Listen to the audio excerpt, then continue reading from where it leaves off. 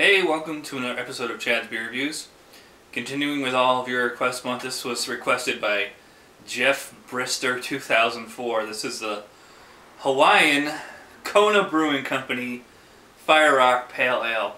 Now you see there's a date on the bottle right there, August 9th, 2011. I don't know if that's a bottling date or the expiration date. I'm hoping that's the bottling date. Kona is a Hawaiian brewery, but this beer was, as you can see on the side, brewed by Kona Brewery, Portsmouth, New Hampshire. That's Red Hook.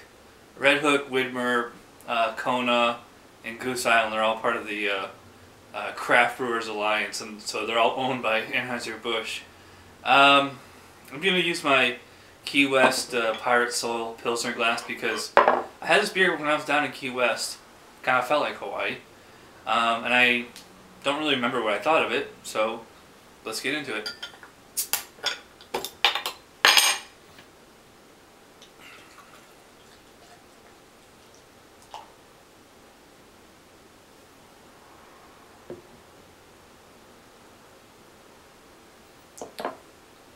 Alright, pretty nice looking beer, pretty typical American pale ale. Straight up orange. Actually, that's rather dark for a pale ale. They're usually a little lighter than that. Just straight up orange, copper, I guess you could call it. Pretty bubbly. Nice, has the same color as this table. Soap sudsy. It doesn't smell old or spoiled, so I guess that was the bottling date. Hoping that it was. They actually made a point, I didn't read the label, but they made a point of saying that it's like West Coasty with citrusy notes and stuff. Read the description box below, I'm sure it's in there.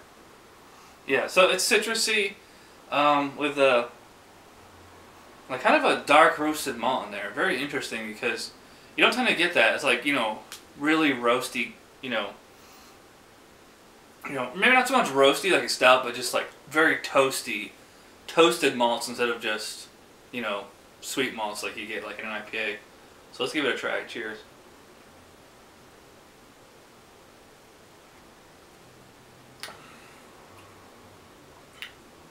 It's pretty good. I think they're going for, ironically, an English style pale ale on this one. As much hops was at the nose, it's more of a malt forward beer. Like a little bit of citrusy, tart bitterness on the back end, but the front is like a lightly sweet, kind of toasty cereal malt. You get the hops through the middle. Nice kind of citrusy, a very, very light citrus. Actually, it's more floral than citrus per se. So to kind of counter that out. And like little kick, little flick of hops on the back end there, and it finishes pretty clean. It's got a nice kind of consistent bitterness from start to finish. For a pale ale, it's like that drinking experience of a pale ale where it's like you notice the bitterness, but unlike an IPA, it's not like obliterating your tongue or anything. And because you're really tasting that malty kind of confectionery toastiness in there. Really interesting combination. Mouth feels pretty nice. It's not fizzy or crisp really. Nice medium mouthfeel, nice consistency. It's fairly soft, but I've had softer. So it's like doing everything right in the middle to kind of play to everybody. Because I think this is a very drinkable beer, and they made a point on their website of saying it's a great beer to have with food. I would agree with that. As a thirst quencher, as something to give a little more pep, a little zing, that bitterness in the confectionery sweetness, real genuine pale ale taste there.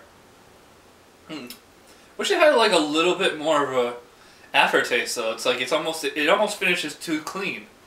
Really, really minor bitterness in the aftertaste.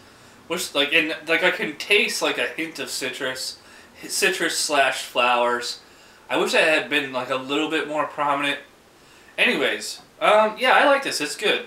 I'm gonna give a 7 out of 10 to the Kona Fire Rock Pale Ale. For all the reasons I just said, I don't even need to recap.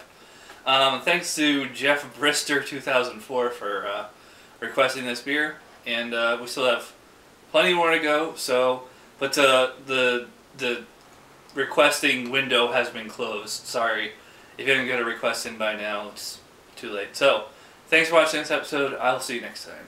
Cheers.